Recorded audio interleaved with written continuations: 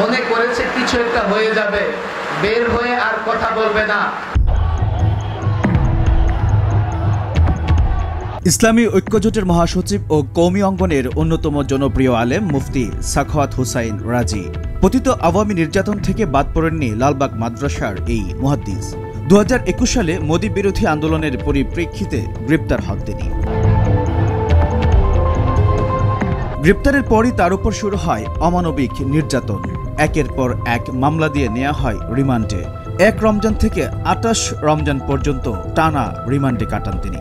প্রথমে ডিবি কার্যালয়ে 1 সপ্তাহ রিমান্ডে ছিলেন, সেখান থেকে পল্টন থানার রিমান্ডে, তারপর নেওয়া হয় শাহবাগ থানায়, এরপর নেওয়া হয় মতিঝিল থানায়।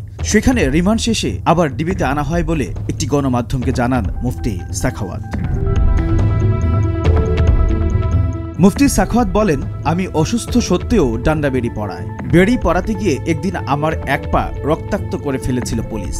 ডান দিকের পায়ে এখনও সেই চিহ্ন আছে।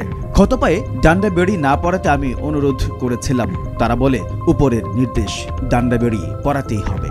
ওই দিন লোহার একটি কড়া হাতুড়ি দিয়ে পেটাতে পেটাতে বন্ধ করার সময় এক পাশ হয়ে আমার পায়ে ঝুঁকে যায়। এতে রক্তাক্ত হয়ে যায় পা। ওই রক্তাক্ত অবস্থায় আমাকে আদালতে নেওয়া হয়। সেখান থেকে হাজতে রাখার সময় হ্যান্ডকাফও পরানো হয়। ওই দিনে আমার বেশি কষ্ট হয়েছে।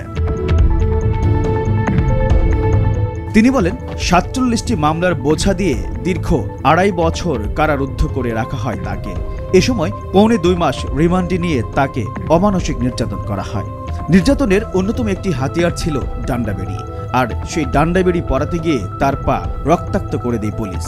রিমান্ডে অসুস্থ হয়ে পড়ায় পুলিশের আরও ভয়ঙ্কর পরিকল্পনা থেকে রক্ষা পান তিনি। মুফতি সাখাওয়াত বলেন, রিমান্ডে সারাদিন আমাদের জিজ্ঞাসাবাদ করা হতো। রিমান্ডে আগ্রাসী চেহারা নিয়ে চারপাশে বসত পুলিশ। এমন ধরনের প্রশ্ন করত যে তা শুধু অবাস্তব অবান্তরই নয়, প্রশ্নগুলোই ছিল আরেক ধরনের নির্যাতন। প্রশ্ন করার ধরন ও অ্যাটিটিউড দেখে মনে হয়েছিল এখনই তারা আমাকে গিলে খাবে, ক্রস ফায়ারে দেবে কিংবা টর্চার করে সারা জীবনের জন্য পঙ্গু করে ফেলবে। তিনি বলেন, 13 সালের পুরনো একটি মামলায় প্রাথমিকভাবে গ্রেপ্তার দেখানো হয়। এরপর রিমান্ড শেষ হয়, আরও মামলাও দেয়া হয়। এভাবে 47টি মিথ্যা মামলায় বিনা অপরাধে 2.5 বছরের মতো জেল খাটতে হয় তাকে।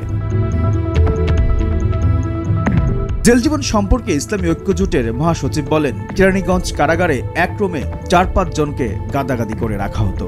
24 ঘন্টা তালাবদ্ধ করে রাখত আমাকে, অথচ অন্য আসামিরা জেলে স্বাধীনভাবে ঘোরাফেরা করত। সাখাওয়াত বলেন, আমার বিরুদ্ধে মামলার সবগুলো অভিযোগই ছিল হাস্যকর। এইচ এম নাহিয়ান, ভোরের কাগজ।